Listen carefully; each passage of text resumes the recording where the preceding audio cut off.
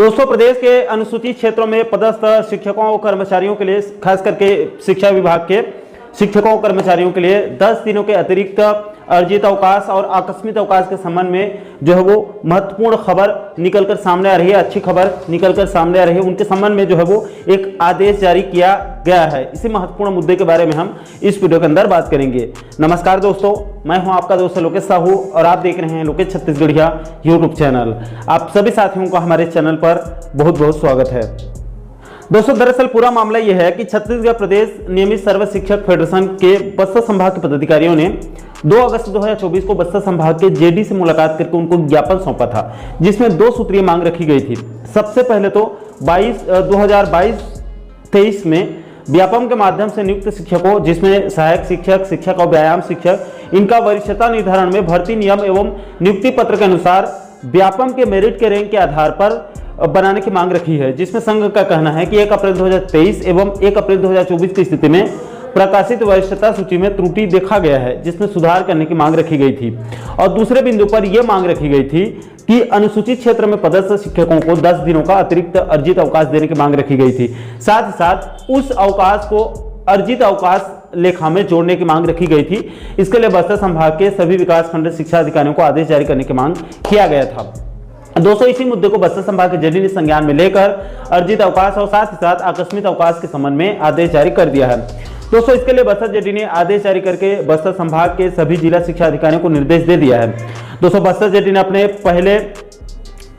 सबसे पहले जो है वो 10 दिन के अतिरिक्त अर्जित अवकाश के संबंध में यहाँ पर साफ साफ कहा है कि मध्य प्रदेश वित्त विभाग के ज्ञापन क्रमांक इतना में दिनांक 10 जनवरी 1984 के अनुसार अनुसूचित क्षेत्रों में पदस्थ सभी विभागों और सभी श्रेणी के कर्मचारियों को वर्ष में 10 दिन का अतिरिक्त अर्जित अवकाश दे है।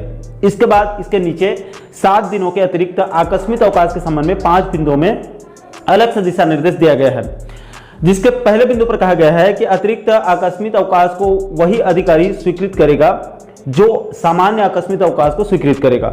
इसके बाद दूसरे बिंदु पर कहा गया है कि अतिरिक्त आकस्मिक अवकाश की गणना सामान्य आकस्मिक अवकाश के समान ही कैलेंडर वर्ष यानी कि 1 जनवरी से लेकर 31 दिसंबर के बीच गणना किया जाएगा। इसके बाद तीसरे बिंदु पर कहा गया है कि इन सभी अवकाश का लाभ सिर्फ उन्हीं सरकारी कर्मचारियों और शिक्षकों को मिलेगा जो सिर्फ अनुसूचित क्षेत्र में यानी कि अनुसूचित जिलों में कम से कम 6 महीने की सेवा पूरी कर चुके हों वहां पर जाकर। इसके बाद चौथे बिंदु पर कहा गया है कि इस अतिरिक्त आकस्मिक अवकाश का लाभ ऐसे सरकारी कर्मचारियों और शिक्षकों को मिलेगा जो अपने निवास स्थान से, जहां पर वो रहते हैं, वहां से कम 20 किलोमीटर की दूरी पर नियुक्त हो, उनको मिलेगा। इसका लाभ उन शिक्षकों या कर्मचारियों को नहीं मिलेगा जो अपने ही विकास खंड में नियुक्त हों, भले ही वह अपने निवास स्थान से 20 किलोमीटर की दूरी पर पदस्थ क्यों न हो, उनको इसका लाभ नहीं मिलेगा।